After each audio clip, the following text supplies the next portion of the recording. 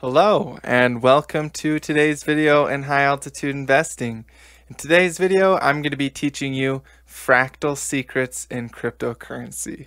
So let's get right into this.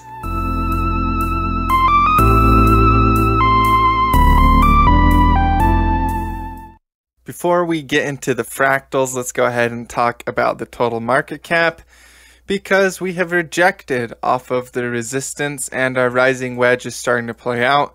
So we want to see support found very quickly, specifically in this range or this range here. If we don't find support, that's not going to look very good for the bulls.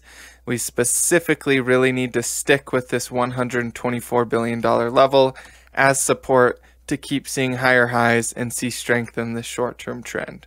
And what the bears would want to see is that support level taken out at 124, some type of a little dead cat bounce before taking out that next support level at $111 billion. That would give us more downside momentum. So let's hope that this finds support very quickly, holds and turns around for a breakout, or we'll likely see some dropping in the total market cap.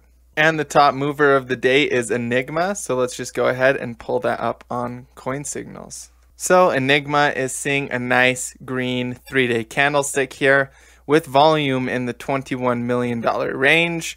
If we can push above this resistance that it's testing right now, that's going to look really good for the short-term uptrend. This is rounding out right here. This is a rounded bottom formation, and it really does look pretty good for the bulls in the bigger picture. This chart reminds me exactly of Cardano, so let's just go ahead and check that one out as well.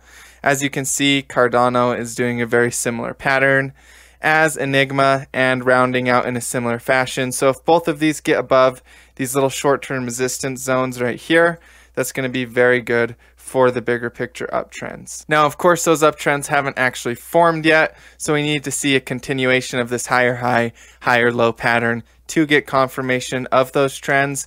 But these resistance levels are the ones we'd be watching to confirm that those are in place. And of course, Bitcoin is falling back onto that downtrending line, trying to find support in this area. I really hope that this area holds as support. This is a good spot to see another higher high come in for Bitcoin and see continuation. But you guys, again, if this support fails, I'm not going to be very bullish on Bitcoin in the short term. Okay, so let's teach you guys about some fractal magic, because this is really useful in cryptos and stocks as well. But cryptos specifically, we have these big, huge market cycle fractals. So this right here is BitShares against the US dollar. And as you can see, this is a market cycle right here on the left. And then we got another market cycle afterwards. So we can take that market cycle on the left and we use the bars tool by selecting this area. And you actually grow the size of it, make it bigger, and you can compare it to what's happening today. And this is called a fractal comparison. This right here is the market cycle that's happening currently.